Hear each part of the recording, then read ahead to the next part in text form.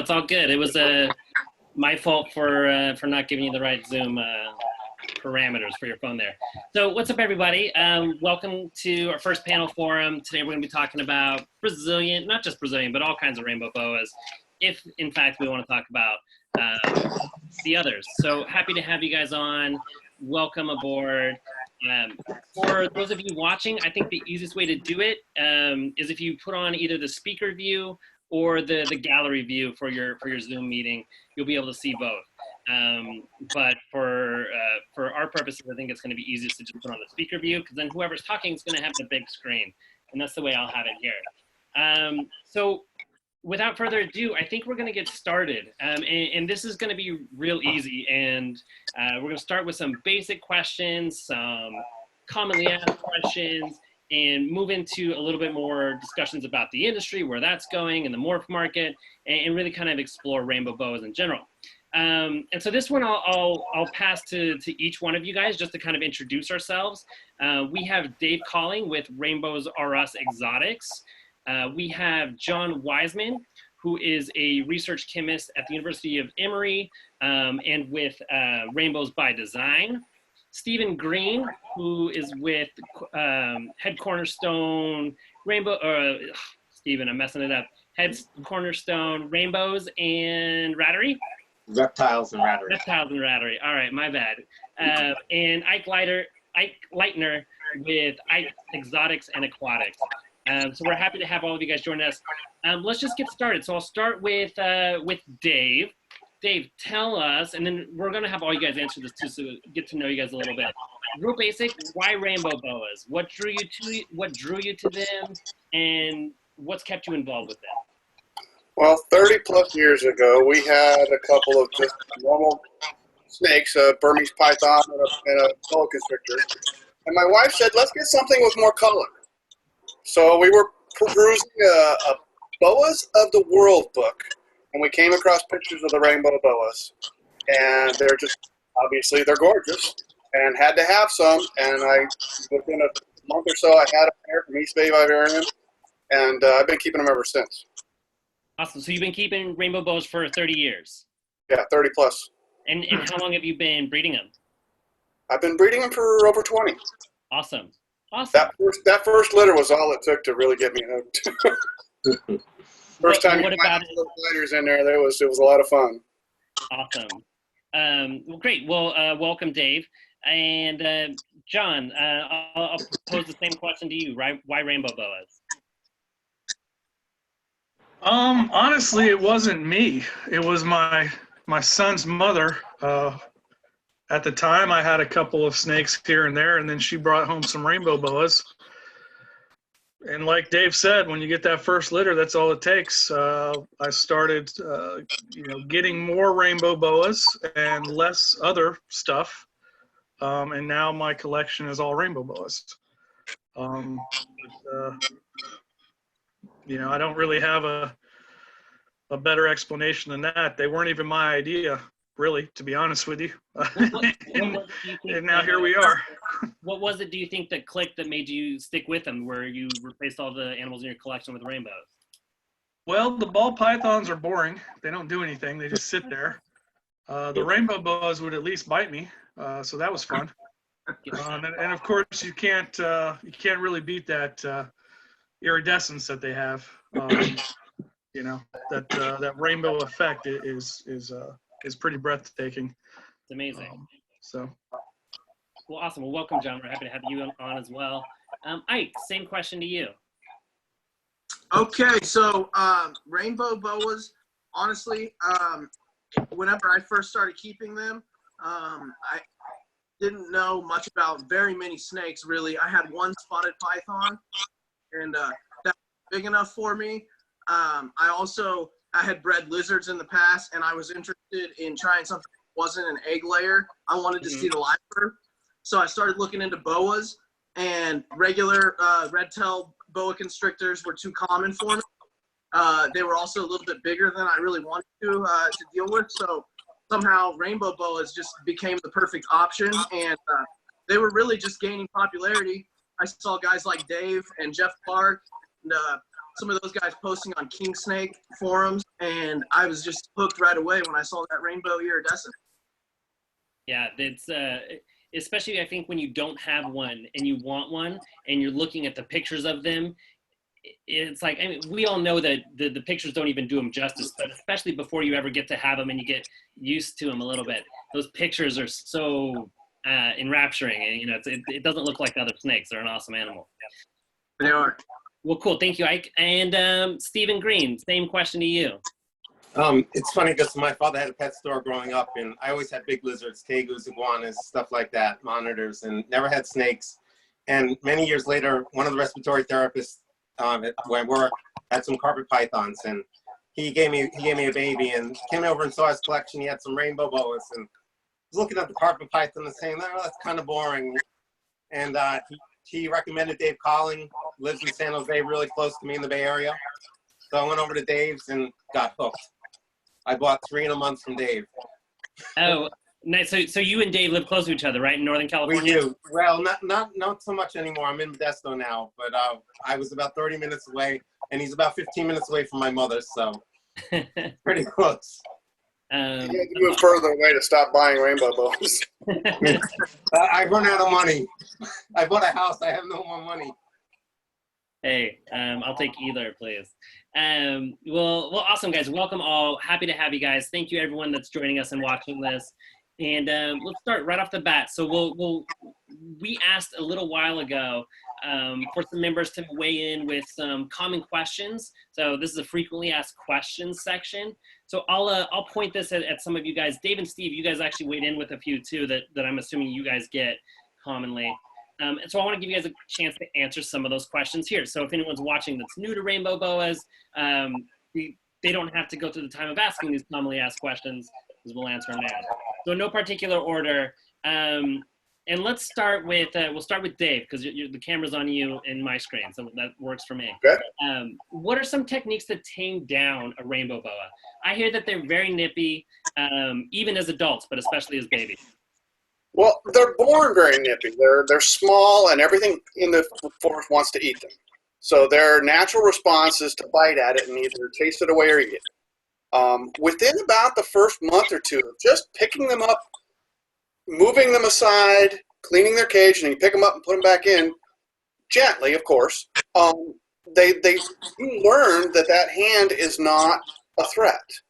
The key thing is you know, if they do bite you, which they will, is to not just immediately put them down. When they bite you, then you actually need to hold on for just a little while, not a long time, because if you hold on for too long, then they'll bite you again, and then you're back into that cycle that you need to hold them a little longer. But you need to pick them up, and another key thing about picking them up is you don't come in and attack them from the top. You need to kind of come in from the side and scoop them up, away from their head, because their head is what defends them. If you pick them up from the side, away from their head, that's the best way to hold one. And then, like I said, if it bites you, you need to hold on to it a little. And don't overhandle them. It only takes picking them up once or twice a week to clean the cage and then put them back in the cage, and they stop biting for me. So I'm glad you brought that up, because there's a YouTube channel that's really popular, Snake Discovery, and she's fantastic. She offers a lot of great husbandry advice and is really great information. But I feel one of the common things that she says is when training your snake or taming them down, you want to handle them twice a day for about 15 minutes each time. And I think that's great if you have a real hardy colubrid like a corn snake or a king snake. But I'm glad that you brought that up, that you said, what, twice a week, like when you clean out the cages, is all you need to handle them for a few minutes? Yeah, that's all it takes. And again, I don't intentionally handle all of my babies on a regular basis. I mean, you do the math. I've got 80 plus babies in the rack right now. 5 minutes a day would be all day long. It'd be a full-time job. Yeah, it's that once or twice a week when you're cleaning the cages. You just pick them up, set them aside. And when I clean the cages, I scoop them up, set them on the table where I'm cleaning cages. I put the tub between me and them, and they see through the polycarbonate right at me. Sometimes they strike at it. But more often than not, they're just kind of going, what's going on? And then I scoop them back up and set them back in the cage, in the tub, and put the tub back in the rack and move on to the next one. Brilliant. What does anyone else want to add to that? Ike or John or Steve? No, I think Dave said it great. Just don't be scared of them. Handle them. And if they bite you, don't freak out. And they'll slowly calm down. Right. I've heard, and I think this is particularly true with a neonate rainbow boa or a juvenile more so than an adult. But the best comparison I've heard is that it feels like someone's hitting you pretty good, but with like Velcro. Like, it's not gonna crush you and leave a dangerous wound in your hand. Does anyone? Even the adults don't hit you that hard. I actually missed. I was feeding an adult, and it got me, and it missed the rat. It got me, and it also got the rat. So it had the wiggling rat and me, and it was just latched on, pulling as hard as it could. Didn't feel very good. I'll admit it hurt. But I just walked over to my sink and turned the water on and just put my hand down in the sink, and you just wait. And eventually the rat stopped moving, and it was a fresh kill rat. And as soon as the rat stopped moving, it let go of my hand. I put it back in the tub, and then I proceeded to clean myself up. Right, and I think that's very important for people to realize too, that you should definitely wash your hands if you get bit by a snake. They can have bacteria in their mouths as well, just like any other animal does in the wild. Especially if it's eating a rat at the time it bites you. I think that's the first I've heard that, but it was bound to happen, Dave, with as many snakes as you have. I did somewhat regular basis, not intentionally. Of course. Does anyone use a hook or anything like that when they pull the snake out? So with hooks, very rarely, if I have somebody that's really worked up, like maybe if I just had a litter or something and the female's really extra defensive, I might use one. But I would say with my collection, 99 out of 100 times, I don't need a hook because they really aren't that aggressive and hard to deal with. We'll give them a lot worse reputation than they really should have because mine are a lot like what Dave said. I mine regularly, but it just takes calm interaction. I have to deal with them for them to get pretty used to it, and I don't have to worry about getting bit often. Good. Yeah, Steve. I use this wooden spoon just to get their attention when I'm coming in the cage. I have one biter, and as soon as I put this on his head, just lightly let him know that I'm coming in, he curls up, and I'm able to scoop him up. No hook. And that's a great point, Stephen. Rainbow boas are ambush predators, or what's known as an ambush predator. They're typically sitting there waiting for food to come by. And as soon as something moves and it's warm and it smells like a rat, they're all over it. Well, no matter what, you've got 2 out of 3 because you're warm and you're moving. Yep. So the key thing is I have a hook in my room. I almost never use it as a hook. I turn it around backwards and use the rubber end down into the cage and touch the snake and get the attention of one that I think is going to be aggressive. I use it for grabbing stuff. With a female that's just given birth, I just put a leather glove on and just reach in. Rarely even bites the glove, but the glove is there knowing that a freshly birthed female is quite often going to be a little more aggressive than one that's just a normal sitting there waiting for the next meal or cage cleaning. Yeah, that's great, and I think that's I'm glad you mentioned the glove too, because that's something I started doing. I don't have to do it anymore, but for a phase, one of my snakes, anytime I reached in, it wasn't a defensive strike. It was purely she thought she was going to eat. So even when I had her out, she would decide to take a bite out of my hand. And I started wearing a glove, and she did it once, realized that she absolutely hated it, and then that was the end of it. And it ended that sort of feed response where she'd try and figure out if I was food or not. That being said, so I wanted to get that out of the way. How do we kind of touched on it. Do you guys feel like that's a fair reputation that rainbow boas have? How do we feel about the bite question? And this kind of just open to all of you. I kind of feel like, I've been bitten by more ball pythons than rainbow boas, and I don't even have ball pythons. So there's your answer. Right. That is a great point. I think it's I don't know. I think it's probably one of the questions we see the most from people that don't have rainbow boas, and then as soon as they do, they stop worrying about it because they realize that it's probably not going to happen, or it's not a big deal when it does. Well, great. So let's move on. So thank you, Dave. Can I add to that? Hey, Yeah, Steven. Steve, go ahead. Yeah. So I sell rats on the side, and when I tell people that I have rainbow boas, everyone always says, "Oh, they bite. They're nippy. They bite." I haven't been bitten in almost 2 years. You know, you learn the snake's behavior. You know when you're going to get bit, when they're going to strike. They can still strike at you and not bite you. You know. That's because they're scared of that wooden spoon. Yeah, that's wooden spoon. Oh, I don't have the wooden spoon in my hand then. That's true, and I think between the two, I'd rather take a rainbow boa bite than a rat bite. Oh, absolutely. Mm-hmm. I got bit by a rat bite, and that was brutal. I mean, the teeth are sharp, but they don't use their jaws to chew food, so they don't have that mandibular strength. And I don't know if I use that word right. They don't have that strong jaw strength to masticate and chew anything up. They don't need to. Yeah, it's. I think today's International Cat Day too, so it's probably the worst animal in a house you can get bit by is a cat. Yeah, I mean, it's like being bit by a chihuahua versus being bit by a pit bull. You know, Right. with that mandible strength that a rat has and those sharp teeth, they just pierce and go straight to the bone.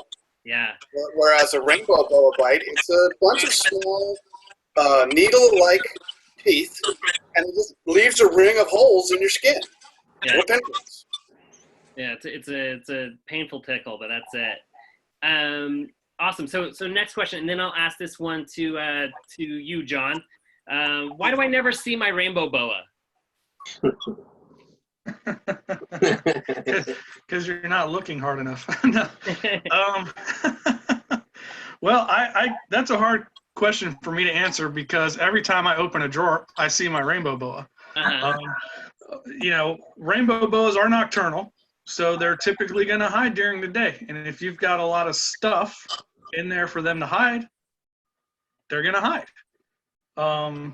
Me, I have all of my rainbow boas are in tubs. They're in drawers. I have specially designed racks that hold huge tubs, and I pull out a tub and there's a rainbow boa. If I have to, I turn over the log that he's under, and there he is. But the rainbow boas aren't typically active during the day.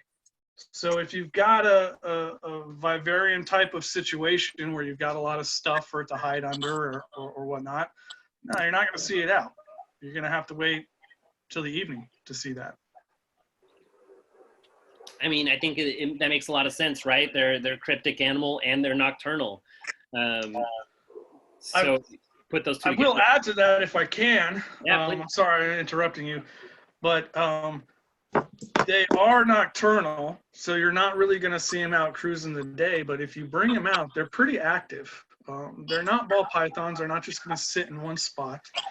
They're fairly active. So if you get them out and you want to, play with them, they're great animals. Yeah, they're not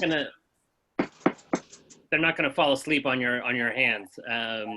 And you certainly can't. I've heard of people falling asleep with their ball python and waking up and it's still right there next to them. Not with the rainbow. I don't think that would be advisable. Great. So thanks, John. Steve, move on. Why does humidity need to be up around 90% for these animals, especially for the younger ones? Because they don't thrive without humidity. They will not eat. They get stressed. They need 95% humidity. Right. I mean, because they're from the Amazon, right? They're from the Amazon and the rainforest, and it rains all the time. Yeah, I think. Sorry. In addition, they can't handle high heat because you have to think in the Amazon, they're on the canopy floor where there's not a lot of sun. So they don't need direct light, and because they don't get direct light most of the time on the canopy floor, which is very hot and humid. Let me add something to that, Stephen. If you think of these animals from an evolutionary standpoint, we call them rainbow boas, but they're not boas. They're not BCCs or BCIs. they're actually more closely related to an anaconda. Yeah, that's right. So I think when I think of rainbow boas, I think of them more as a water snake. I've got water bowls that are big enough for them to completely get into, and oftentimes they're in there. So if we start to think about what they actually are, it makes sense that they need the higher humidity. Yeah, absolutely. Evolutionary wise, that's their environment, right? We all know reptiles are specialists, and they can't just turn on an air conditioning or anything like that if it's too hot. Super, thank you. Moving on to Ike. One thing that people find in at least with a lot of other animals, but is it a concern with rainbow boas? How do you prevent scale rot in a rainbow boa when you have too much moisture? Is that a thing? Okay, so I've never experienced scale rot from a rainbow boa at all. But I will say that you don't want to make their enclosure too wet. That is an important thing. And so I've seen a lot of people that go overboard with misting systems, foggers, humidifiers, all this stuff, when they really just need to have a large water bowl, have the right substrate and limits of ventilation in their cage, and not keep the floor of the cage soaking wet though. And there's a big difference there. And so if you do keep them on too wet of an enclosure, what you'll see is that they'll actually start to almost look like your hands if you've been in the bathtub too long or something, where they start to shrivel up. And the rainbow boa can actually look that way, taking on too much water. It almost gets a wrinkle look to its skin. And it's just bad all the way around. You have to make sure that they have to dry out while still having relatively high humidity in there. Yeah, and I think so. That's it, right? You have to be able to. I think that's one of the reasons why they say it's an intermediate level snake, is that you have to be able to keep humidity high, but keep the ground, not soaking wet, not like a swamp, and then have that mix too, like John said, of water big enough to soak in. So this one, let me ask maybe Dave, and then you guys can fill in on this one too. So I want to quit my job and be a professional snake breeder. What do I do? Well, number one, don't do it. Right. The reality is, and I see this all the time, people think that they're just going to get into the business and they're going to start producing animals and they're going to make all this money. It just doesn't happen. The reality is, most rainbow boas are in the even $200 to $500 range for a typical rainbow boa. Well, do the math. How many babies do you have to produce to make a real salary? Not including what it takes and costs you to take care of these animals in the first place, but even just to have that much income, it takes up, hundreds and hundreds of animals. And to be able to do that, you have to have, even at 15 babies a litter, you think about how many females you have to be breeding. And oh, by the way, they take 5 years to get to breeding age. So you can't just do it. If you really want to become a rainbow boa breeder, you start out with some small number of animals. Sorry, Stephen, but I'm going to use you as my guinea pig. So he's got a handful, 13 animals. And I was there years ago, and you have a few litters a year, and you start to build on that, and then you have some holdbacks, and then you use some of the money that you use from selling animals to buy different animals from someone else. And then you slowly build that collection. The problem I see more often than not is people go for it. They get 2 dozen animals, and thinking that they're really going to do it. And then 4 years later, when they haven't produced anything, they're burned out, and they stop. The hard part is you've got to slowly build that up into a real business. So I'm really glad you brought that up, and Stephen, because that's also why I wanted to have you on here, was I wanted to kind of get that your take on it, because that is something that you're starting. So certainly, it's funny that Dave says that, because when I saw Dave with Dave's collection, I wanted to be Dave. I wanted to be that big time breeder, and then I realized, I started acquiring some snakes, and I realized, I can make some money in this, but I have a full-time job and I make good money. This is my hobby, and I see a lot in the industry, people just jumping in looking for adults now. You know, I bought my first 3 snakes from Dave 5 years ago. I haven't bred them yet. You know, it takes time, like he says, to get those collections, to have the first litter, to have your holdbacks. You know, I'm not in a rush. You know, like I said, this is not making money for me. Eventually, hopefully it'll make some money, but I spent a lot of money in cages, current thermostats, heat, you know, panels, stuff like that. Additionally, the snakes, you know, and to have 30, 40 snakes, I would be over my head. You know, I would be way over my head. I know I haven't bought a snake in 2 years. You know, I guess I can't. I know I'm going to maybe have babies this year. I'm going to have at least maybe 15 to 20 babies I'm going to have to do something with that I'm additionally going to have to feed. So got to think about those things. I'd like to add a couple things to the points that Stephen made. Having a full-time job. What I do, breeding rainbow boas, is a full-time job all by itself. There is not enough time to go do another job to make money. So I need to do enough to make the money at the job of breeding rainbow boas enough to make my income. The second thing that I'd really like to add into is the fallacy of thinking you can go out and buy an adult and turn around and start producing babies right away. If you can get lucky enough to find one in your local area, you may be able to turn that animal around to producing babies sooner. The problem with rainbow boas is they are very slow to acclimatize. And if you move one in a couple of time zones, that screws them up for a year or two. If you get a wild-caught adult, people think all the time, I can buy a wild-caught adult and I can start breeding it right away. The reality is, a wild-caught adult came from South America. Its timing is 6 months out of cycle where you're at. It takes them 3 to 5 years to adjust to the new time zone of when summer is, when summer, spring, winter, fall. In that time, you could have gotten a baby and raised it up. Mm-hmm. Exactly. You know the entire history and have an absolute healthy animal, no wild parasites, none of that stuff. The whole, wild caught, it's great to get some new genes in every once in a while to play with, but the reality is you're not going to do anything. For example, the albino that came in years back, they had, I think, for somewhere around 5 to 7 years before they managed to get it to produce anything, and it was male. So it wasn't even the female having to adjust her reproductive cycle. It was just the male having to adjust his. It took them years to get this adult male to actually produce babies. That's a great point. Yeah, super great. Thank you. Does anyone else want to add to that about what it's like to get into business breeding snakes or rainbow boas? Well, I'll also say we all want to be Dave Colling and do it full time. And I'm poking at you, Dave. We've been friends forever. But you also gotta know that when Dave turned his hobby into a business, his kids were grown, they were out of college, right?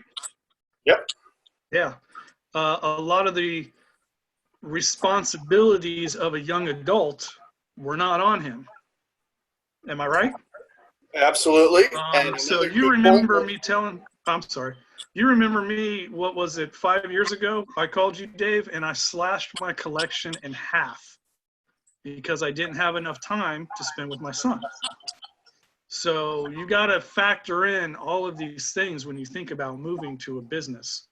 And I'm very glad that it's not my business. It's still a hobby for me. So there's a lot of other things that go into that is going to be different for each individual person. And to add to that, I would not be able to do this if it wasn't for the support of my loving wife. She has a full-time job. She has medical benefits. She has all the things that I wouldn't be able to provide myself to be able to do this all on my own. Excellent points. I think John and Dave, those last bits of managing that work-life balance are super, super crucial. And Steve, you touched on that too, with just the amount of work and family life that you have. You can't take on 100 snakes right now. Like, no way, it doesn't make sense. I'd heard a joke, and I don't know how true it rings, but someone said that making 100 grand breeding snakes is super easy. You just have to start off with $1 million. And I don't know how well. Yeah, I heard that too. Super. Okay, so next question. We'll move on to Ike. I think we were just at you, but that's okay. What happens if temps get over 85 degrees? Don't the snakes self-regulate their temperature? Well, you know, it's not worth finding out, and you can pretty quickly kill a rainbow boa. So one of the most important pieces of husbandry equipment that you can buy is a nice thermostat, and you have to really be diligent about checking on your equipment also. Not only buying a nice thermostat, but checking on the temperature probe, making sure it's in the right spot and it's all plugged in properly. And it just takes one mistake. You know, you unplug your equipment and plug it back in the wrong way, and next thing you know, your rack is overheating. And you know, rainbow boas, they hit temperatures above 85. It can be lethal very. So that's one of the most crucial things about rainbow boas. And they might not have time to self-regulate. They might not have space in their cage, depending on how people have their enclosures set up. It can overheat well past the 85 degree mark, and it can be hundreds, and even on the cool end, over the limit. So that's a very critical thing for rainbow boas. Thank you. Yeah, and I think I'll add on that too, is when you, even with the thermostat, back it up. You know, use a laser temperature gun. They cost like 10 to 15 bucks. Just keep a fresh battery in it, and you know, check your temps as well. So don't just rely on the thermostat to be accurate. Super. Absolutely. And John, I'll ask you. I can basically feed these guys as much as I feed my ball python, right? Of course, go for it. No, don't do that. Rainbow boas are ravenous eaters. They will eat as much as you throw at them. They will regurgitate if they eat too much. And if they do, that's sort of a quick downward spiral. I think of their feeding sort of like I think about an emerald tree boa. You know, the emeralds are the same way. They'll eat as much as you throw at them. But if they eat too much, they start to regurgitate. They regurgitate a few times in a row, man. It is hard to get them back. Mm-hmm. My rule of thumb, every week I feed them, well, every 7 to 10 days, I feed them a rodent that's no bigger than the biggest part of their body. That's sort of the rule of thumb. And if you see them out cruising around looking for food, don't feed them. They're not Burmese pythons. You can't power feed them and grow them to 20 feet in 2 years. So the feeding, the proper feeding is all a part of the proper husbandry. I wouldn't feed my rainbow boas twice a week, just like I wouldn't let their temperatures get above 85. Mm-hmm. It's just all part of the husbandry and the proper care. I've seen people grow up rainbow boas pretty quick, and they're overfeeding them, and they're lucky that the snake hasn't, you know, gone south. But that's an exception, and you don't want to do that. You want to grow them at a nice rate. As Dave alluded to this earlier, if your female is breeding size in 2 to 3 years, you didn't do it. You didn't do it right.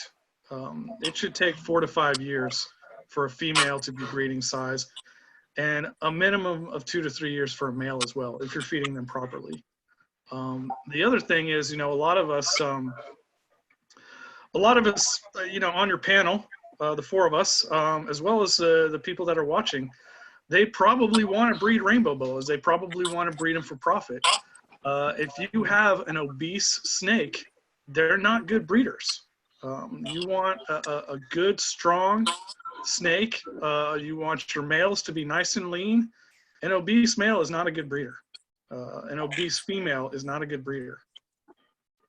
I think that's an excellent point too. That not only are you doing right by your snake to feed it slow, but you're doing right by yourself as well. Can I weigh in with something? Yeah, definitely. So I made the mistake when I first got my first rainbow boa from Dave. And I had a carpet python. I thought I could feed her just like the carpet python. And I found out real quick I couldn't do that. She regurgitated on me for 7 months. And Dave helped me nurse her back to health. And I thought there were times that I was going to lose her. You know, it would be 5 and 6 days after eating, she would regurgitate what was ever in her stomach if I just made eye contact with her. You know, you really have to take it slow with them. You can't rush them. You can't power feed them. You can't grow them fast. You have to take it slow and steady. From a biological standpoint, when those snakes regurgitate, you know, they're not just dumping their meal. They're dumping all of the enzymes and the bacteria in their stomachs that digest that meal. So when they've regurgitated a few times on you, they don't have any of those crucial enzymes and crucial bacteria that they need. One of the things you can do is you can give it back to them. I think there's a product called Benny Back or something like that. Nutrabac. Nutrabac. You can give that back to them, but that's not real. It's artificial. No. So it's not the same as their natural stuff, but it is, you know, it's a supplement that does help. Awesome. Thank you, guys. Dave, let me ask you, how big should the enclosure be? And can I put my baby in his adult cage now? So more specific, let's talk about neonates. Because we kind of know the industry standard that you're going to need probably a 4-foot cage, at least 3 feet with some space for an adult. But what about neonates? Can I put them in their adult cage right off the bat? What kind of caging do they need? Well, you can always put a small snake in a large cage. The problem that you're going to run into with a smaller snake is, well, first off, small snake in a large cage is real easy to hide and real easy to think it's gone when it's just hidden. The other problem with a large cage is maintaining the proper temperature and humidity across the entire cage for baby, because the babies require the higher humidity than an adult. An adult is much more able to withstand lower temperatures and even greater temperature gradients than a baby is. I put my babies in a little shoebox-sized tub rack, and then at about a year, they move to a rack that's called a sweater box, which is like twice that size. And then in another year-ish, they move to what's called a blanket box, which is like half the size of a normal cage or tub rack. And then, just keep moving them up as they grow. John, you've got one there. What size is that? This is a shoebox rack. I'm in my office. Most of my snakes are on the other side of the house, but I keep my babies in here because I have a Bengal, and he knows how to open the cages. Nice. So this is a baby that was produced this year. It's a pearl, and it is in a shoebox rack. This is basically what you would buy at the store as just a shoebox, and they will be in there. Well, my babies are in here until they're sold, but a year maybe, and then I start moving them up. Yeah, and I don't know. I can't tell you how many times I see on someone's page or a comment in any paper or any page about any snake, and someone asks, well, how big is too big? And I can't tell you how many times someone answers, oh, there's no such thing as too big for a snake. But I just got to feel that there's so many caveats with that I think I'm glad you guys both brought up the fact that you keep it in a shoebox size, like a 6 to 8 quart size tub for the first year of its life. And they do great. Like they're eating, you can maintain the temps and the humidity the right way. Right? Are there any downsides to having it in that small of an enclosure? Do you guys find it stunting them in any way? The key thing is you need to just clean it. When the cage starts to be too much to clean and to keep clean, then it's time to get to a bigger cage. Awesome. The other thing I wanted to point out that brings us to I think the first or second question you asked. Everybody saw me pull that snake out of the tub. Did it bite me? Nope. No. Nope. Well, you're a snake whisperer. We get that. So terrific. I think we've spoken enough, and I've seen enough of your guys' Facebook profiles to know that we're not a ball python group of hobbyists, right? There's not a ton of overlap between the two. But I think it would be a little bit foolish to not recognize the fact that they're an incredibly docile animal that got people into the snake craze in large numbers many decades ago. Tell me, let's start with you, Ike. What's your opinion on ball pythons, and what can we learn from them? So like, in a positive light, what can we learn from the ball python market and the morphs and what people have done with them? Okay, well, there's a lot of positives that come with ball pythons. It seems like 9 out of 10 hobbyists get into the hobby because they want to have a pet ball python. That's what they know. That's what's popular or has been popular for years. And a lot of people that, that's the gateway drug for them, so to speak. And then they get hooked on reptiles and they find out that there's a bunch of neat snakes out there that aren't quite as common. You don't see at every reptile show. And they start to get excited and, finding other snakes like rainbow boas, carpet pythons, and all these things. So, it gets people into the hobby. Different color morphs, all that stuff is fun. And, so it's kind of also, we can learn some things about the genetics and other things that can be applied to rainbow boas that have already been proven out with ball pythons. So, there's a lot of good that comes along with the bad. Absolutely. And so let's move forward. So I did want to talk. Thank you, Ike. I did want to talk about the morph market for rainbow boas too, right? So John, I think actually let's go around. So real quick, we know there's a few rainbow boa morphs out there. Let's do kind of a round robin, just one answer, and then we'll dive into it. Dave, what's your favorite morph to work with? I'd have to say my candy stripes. The candy stripes? They're gorgeous looking animals. They're gorgeous, absolutely. John, what about you? I'm actually more into the pattern morphs than the color morphs. I've got some of Dave's candy stripes, some nice ones, and I really love them. One that I particularly like is the Wipeout that Aubrey Ross came out with years and years ago. That's probably one of my favorites as well. Awesome. Steve, what about you? Do you have a favorite one that you're working with or that you'd like to be working with? Yeah, I'm working with the Calicos right now, and also Picassos. Awesome. What about you, Mike? Yeah, go ahead. But I love Dave's black candy. His what? His black candy stripe. Oh, the black candy stripe. Yes. What about you, Ike? I'd have to probably say the colors are my main thing. It's really impossible for me to pick one morph necessarily. But I'm into the rainbow boas. Francis, quit. I'm sorry, guys. My dog's okay. barking in the background.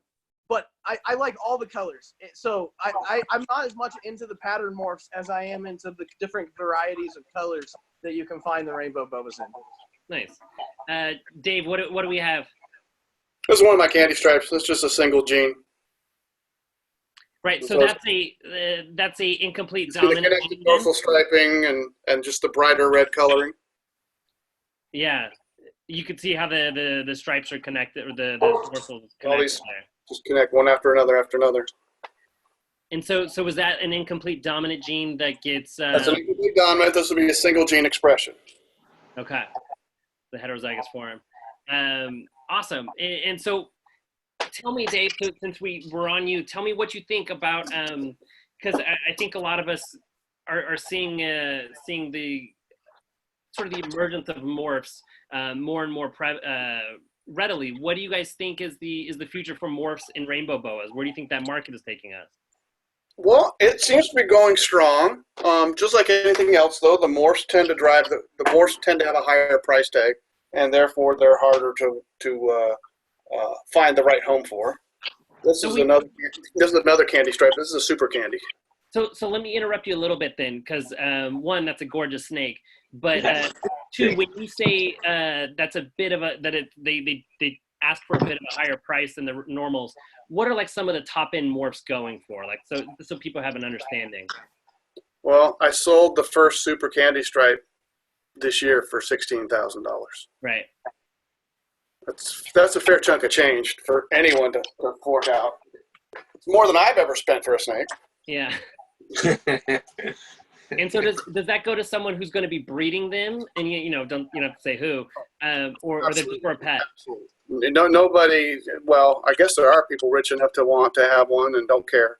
But for the most part, that's going to be somebody that's thinking they're going to breed it and get their money back out of it. Yeah. And I mean, maybe in 5 years from now, super candy stripes aren't worth $16,000. Oh no, they'll come down. But they could still, maybe fetch a few for each, and after 15 snakes. Well, I mean, here's an example of an albino. And this one, the original wild-caught albino sold for $75,000. Yeah. His first generation of visuals, which was 2 generations down the process because it's recessive, those started out at around $30,000. Wow. They're now down to around $5,000 for a baby. So that's an example of the evolution of the price, how it comes down. As more and more produced, it's that straight up law of supply and demand. Where there's no supply and there's a demand, the price goes sky high. But as the supply goes up, the prices come down. Well, let me interject too, because what you're saying may scare people into paying those prices. When you buy a rainbow boa, if you buy for $30,000 an albino and it's not going to breed, you're not going to produce albinos for at least 5 years. Well, if that price comes down to $5,000, that's okay. You're going to make 10, 15 babies. You're going to get your money back. So don't be scared to spend that money. Yeah, my pair of het albinos that produced this albino cost $20,000. And that was down from the $25,000 that they were at to begin with. And you made all your money back and then some. Babies to sell at $5,000, and you've made your money back. Mm-hmm. The albino project is very profitable at this point in time for me.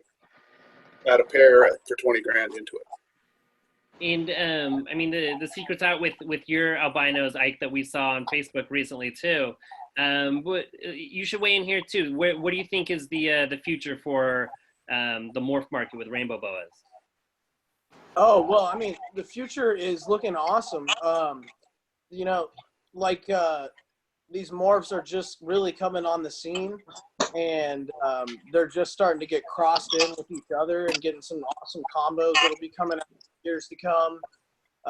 There's a lot more people getting excited about rainbow boas in general, and that's exciting.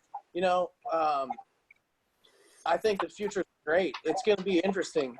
There's going to be a lot of new things coming on the scene, and you got pioneers like Dave out there cranking out crazy stuff for all of us. So it's going to be a lot of fun. Thanks for sharing those two, by the way, Dave.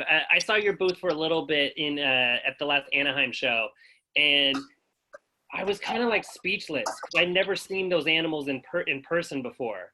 And like a rainbow boa is pretty, and I'm a big fan of wild types to begin with, but I don't think people are grasping just how crazy unique some of these morphs are. So thank you for having some of those. Hey, Stephen, can I jump in for a minute? Please. So I've been to Dave's house quite a bit. And, one time my daughter, my 5-year-old, said to me, she goes, "God, Daddy, this is like Toys R Us for you." I said, "Yes, this is Rainbow R Us."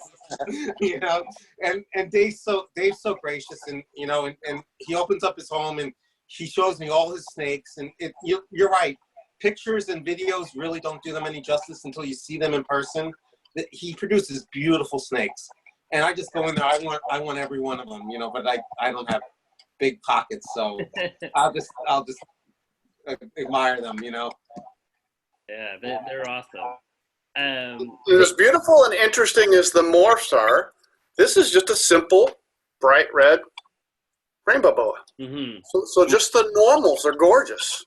Which is one of the things I like about the rainbow boas above the ball pythons is the normal snake is, well, first off, it's interesting because it has a little bit of attitude, a little bit of personality. And the second is they're just gorgeous by themselves.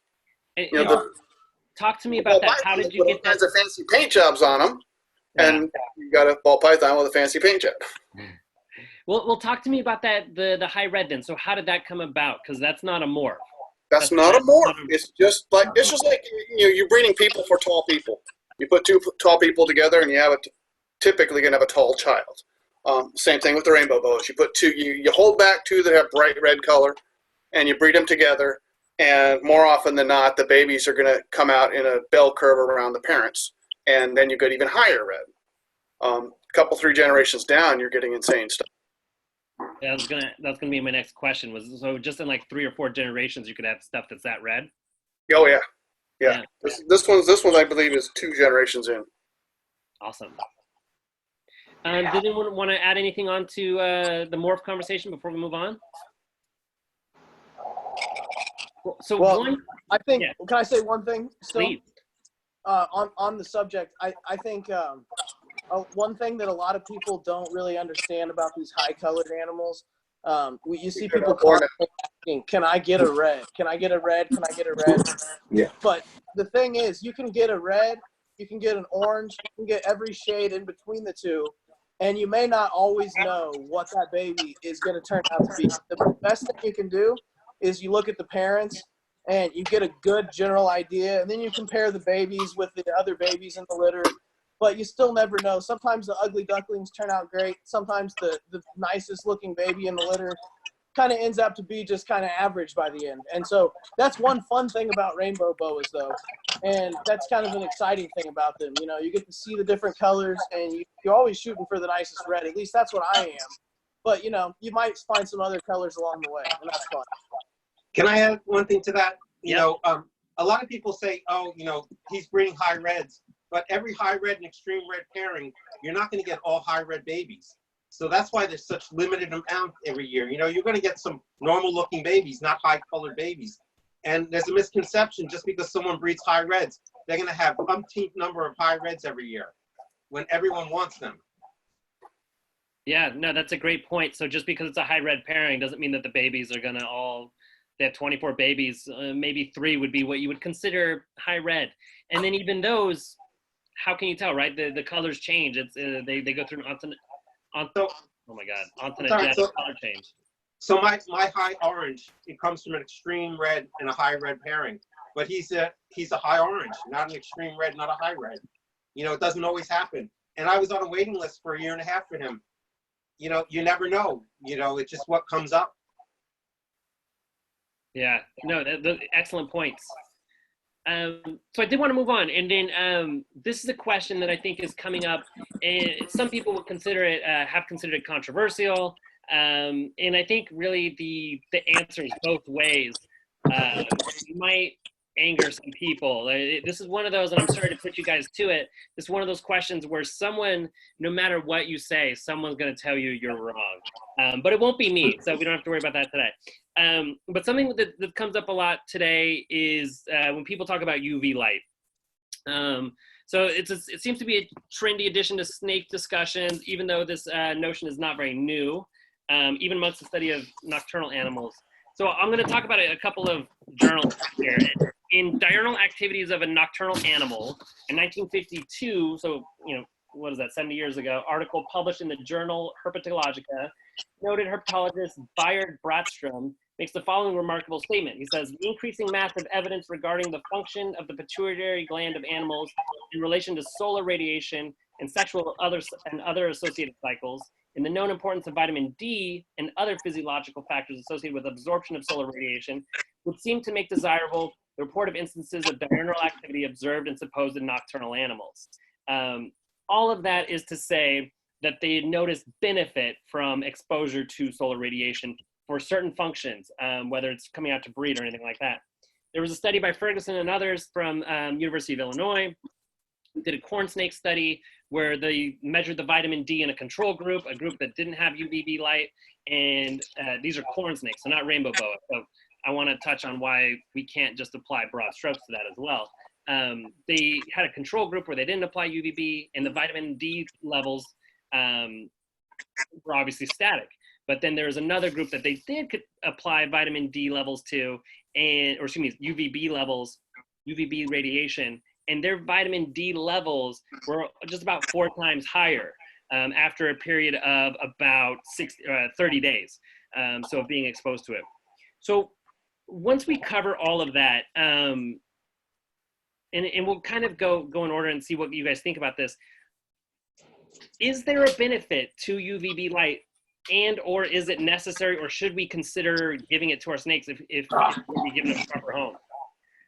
I don't know what's going on there with Mr. Green. Do you mind if I start this one?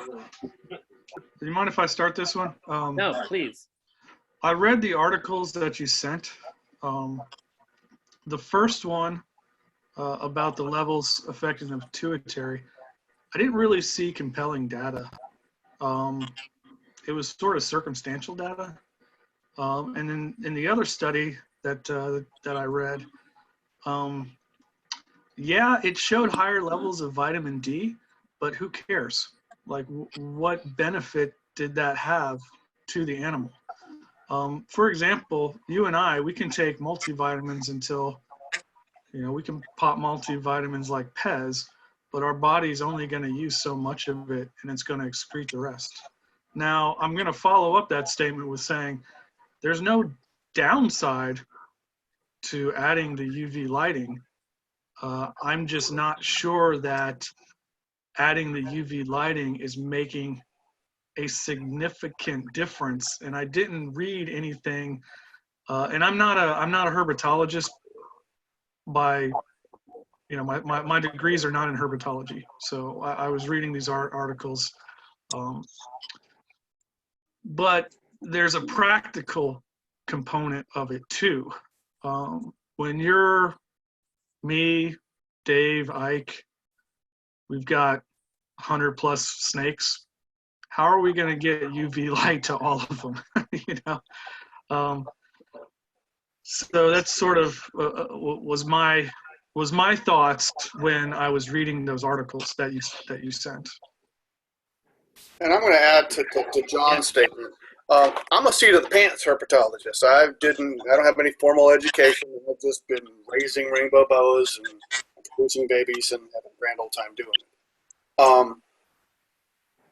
Corn snakes are diurnal, I believe. They're out in the daytime and the nighttime, so therefore I could see where they could get the benefit of having UVB light because they're naturally going to get UVB light in the wild. Rainbow boas are straight up nocturnal, and they bury themselves in the litter on the forest floor. So they're going to receive minimal, if any, solar radiation directly on them. Where they do get their vitamin D is from their prey. And again, it goes back to the absorption and whether or not they're going to get enough absorption out of the animals that they're eating. So I have never thought or felt a need to provide UVB light to a rainbow boa. Other snakes, absolutely. Lizards and daytime creatures, absolutely. But not a nocturnal only species. Yeah, and I'm glad you brought that up too, because that's the reason why corn snakes did have measurable measurable D3 levels, even the ones in the control group without UVB light, is because they get it from their whole prey. They're eating a full animal, nose to tail, and a lot of that organ meat is rich in vitamins, especially mammalian meat. An insectivore or an herbivore like a lizard, they're not going to get enough of that from their food. So I know that's been the argument. Does anyone else have any thoughts on that in one way or the other? I always like to kind of ask that one. Ike or Steve? Say that on the lighting aspect, I hear a lot of people all the time talking about putting lights on their rainbow boat cages and trying to, deck it all out. That's basically for their enjoyment, but a lot of times it's counterproductive for the snakes. And so I end up telling them a lot of the time, yeah, you can't put them in a dark closet 24/7. They need to have ambient room so they can have a daytime cycle and a nighttime cycle. But they don't need an overhead light at all, in my opinion. In my experience, I haven't seen them being deficient in anything. And I have some that are 15, 16 years old at this point. And I still don't believe that they're missing out on anything that the light would have. I think that's a great point too. Again, I'll point out that my experience is far less than your guys's. But I started off with an aquarium and the plexiglass lid on top and lights that were directly over, because I wanted to see. I built this really pretty enclosure and I wanted to see it. They were never ever hidden, and I still have plants in mine, so I have some light going with it now. But I've moved it so that the light basically covers like half of it, and then there's plenty of shaded areas and that sort of thing. And I've noticed a much more less stressed snakes just from giving them places to hide from the light too, because I think it can't be overstated enough just how much these animals are nocturnal. You guys actually just saw my night and day cycle in my room when my timer shut off my light at 7:30. So I don't provide any light inside the cages, but the room lights up for about 12 hours a day. Oh, easy, cool. Yeah. That's what happened. That's why the lights come out. Gotcha. Well, if someone wants to add something else, that's great. Otherwise, I think I've got a lightning round of some questions for you guys. Are we ready?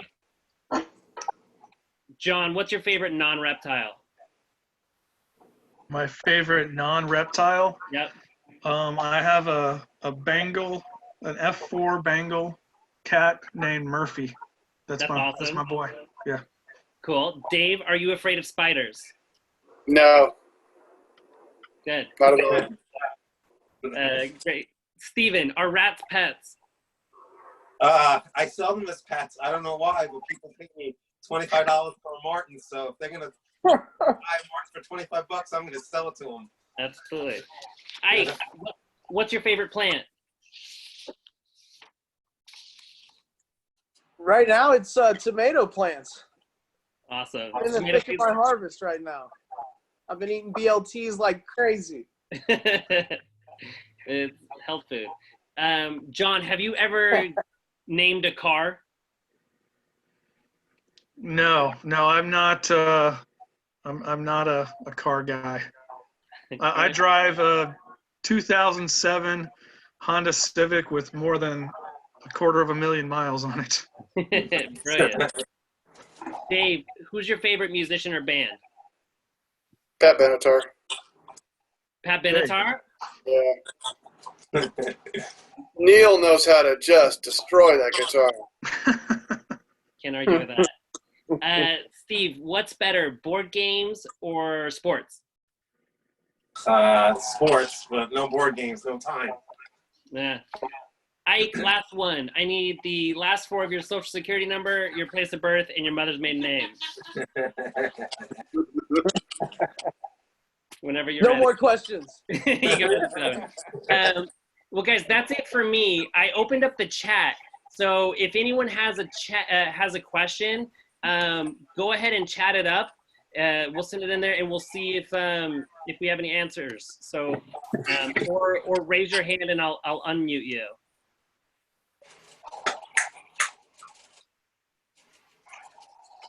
Kevin, do you have a question? Or you just clap it? Yeah.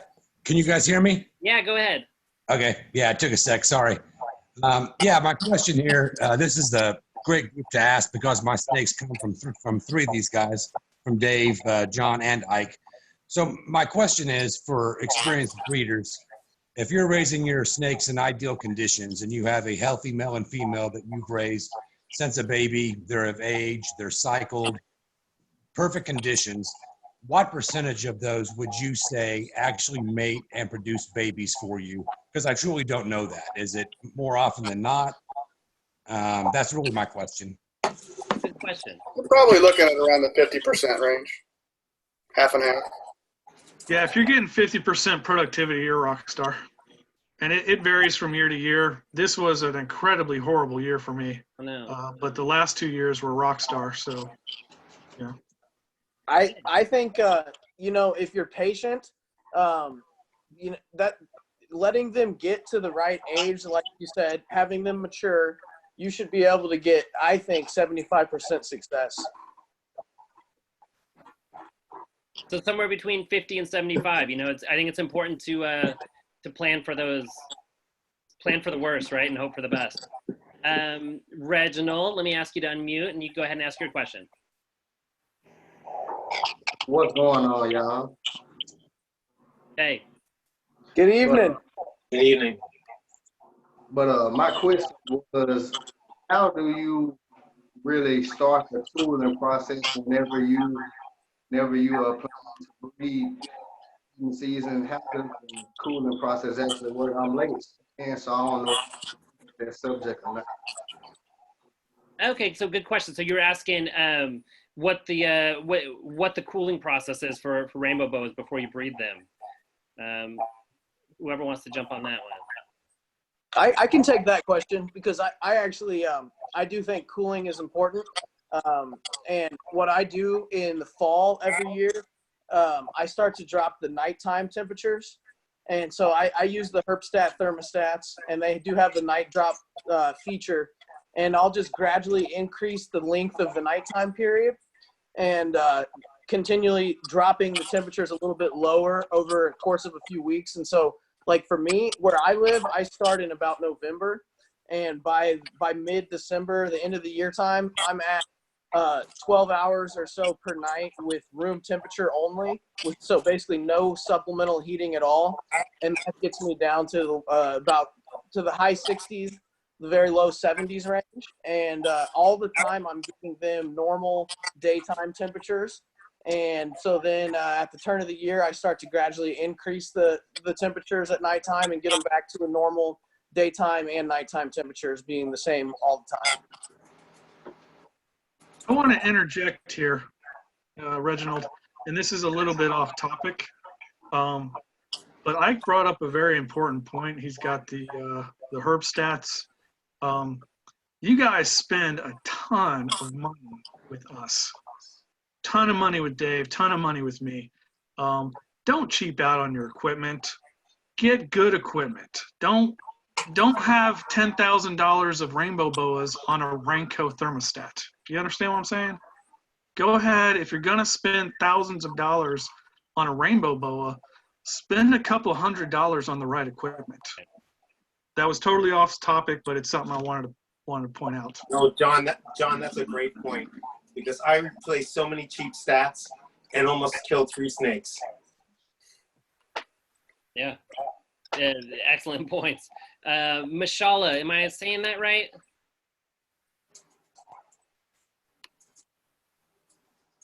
You're close. It's Michaela. Michaela, okay. Sorry about that. Go ahead. I appreciate you guys. This is a great forum. Just had a quick question. I'm just getting into the breeding. I've been breeding about 4 years now. Had a successful years up to this point. This year, I also had a horrible year. My 2 main females both slugged out. So I've picked Ike's brain on this already a little bit, but I'd like to pick the rest of yours as well. Kind of what I've come down to is I possibly pulled the male too soon. So I guess my question is, how long do you guys leave your males with your females, and do you rotate them at all, or do you just leave them in once you've paired them? Good question. I decided to set up my pairings for the year in fall. And once I put them together, I take them apart to feed and then put them back together. And I leave them until I'm sure they're done, and then I leave them some more. You never want to pull the male too soon. If I'm seeing any activity with any male anywhere in the breeding cycle, the breeding cages, I leave all the males in until that's all done, unless I'm sure that female's gravid. Good. Thanks, Dave. Yeah, Eric, go ahead. Unmute yourself there.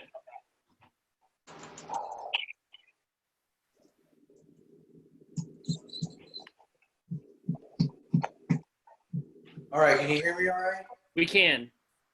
All right, well, first off, I've learned a lot from you guys. Just a beginner. I started 20 years ago in college, and I had a red-tailed boa like everybody's first snake. And then I did get into Brazilian rainbows. I'm talking to Ike a lot. I'm looking at getting one of his carpets or gamma jungle jags from him. But it's funny. The last couple months during the quarantine, I got bored again and started watching all the Steve Irwin stuff with my daughter, who's 9, and we got back into snakes. So I bought a baby Brazilian from Backwater Reptiles, and I had a deposit on this one from Living Gems. He's 2 years old. He just shed. I've literally had him 8 days. He's usually in a good mood.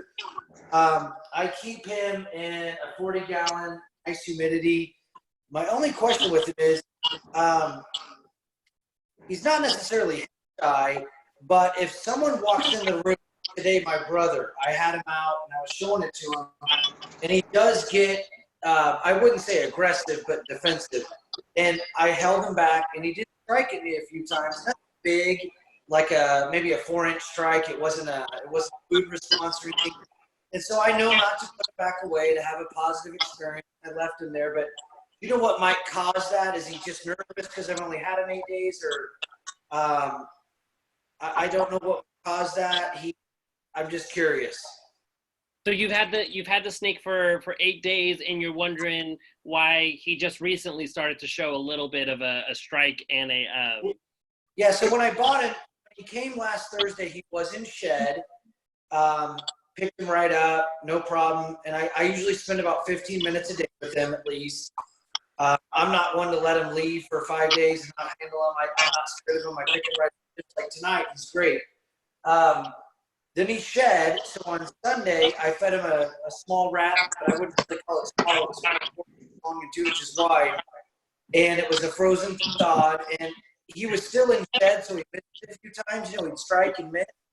But he did finally grab it, ate it whole, no problem. Didn't touch it for 2 days. Pulled him right out. He's just fine. He is beautiful. He's kind of a bright color. But I know when you get him out, you know, let him wait.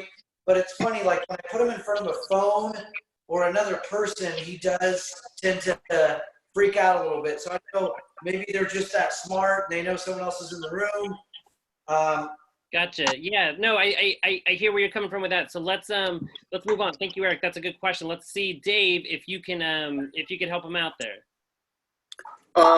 Well, first off, I prefer to take it a little slower with them, not getting them out every day, especially when they're first there. I always recommend people let them settle in for a week before you do much of anything with them, other than cage cleaning. I've seen it time and time again where I'm holding the snake and it's absolutely comfortable with me, and I show it or hand it off to someone else, and it all of a sudden just turns around and bites. They can sense the comfortability level of the other person. And more often than not, I can see already that this person is not comfortable, not totally comfortable holding it, and they recognize that and bite it, and bite this other person. The other thing I've seen, for example, and my daughter, who is totally comfortable with the snakes, you know, she was here, it's been about a year ago. She was here and she was going to help me clean the cages. Well, I'm pulling out snake after snake, setting it in the holding tub while I clean the tub, clean its tub, take it out of the holding tub, put it back in its real tub and put it back away. No problem. She was getting bit pretty much every other snake. They do recognize and they do learn the actions and the smells and how you pick them up and how you know your sense and whatnot, and they're not concerned with what they're used to, but they do get concerned with things they're not used to. Great. So thank you guys very much. So Eric, hopefully that helps. I think to summarize, Dave, leave it alone for a bit, and they're going to recognize sort of the nervous behavior of someone else as well. One more thing that I think Dave said earlier, but you may have not heard, Eric. When you've got the snake out and you're handling it, if you swing around behind it or from the side, that's going to be very helpful. If somebody comes face on, head on, directly from above, that snake's going to feel like it's being attacked, and that's going to be a lot more likely to bite. Awesome. Thanks, Ike. So guys, we're gonna wrap up. Anything else you want to say in closing? Thank you so much for coming on. It was really a pleasure to have you. It's a little past 7:45 now, so just 30 minutes longer than I wanted it to go. That's no big deal. Thank you, everyone. Those for days. Right. No, I know if we wanted to, we could probably get with the how many we got here, 18 of us here, we could easily keep this going all night. But I don't want to do that. I got stuff to do. It's Friday. I'm just kidding. I've got nothing to do. But guys, thank you very much for coming on. It was an absolute pleasure. If anyone joined us late or missed some bits, I'm gonna share this to YouTube as well. So we'll get a chance to see that, and I'll put it on the Facebook post and that sort of thing. Everyone, have a great night. Thank you so much for coming. Thank you, gentlemen. Pleasure. Thanks for having us. Yeah, thank you. Thank you, guys. You guys are all awesome. Later. Later, guys.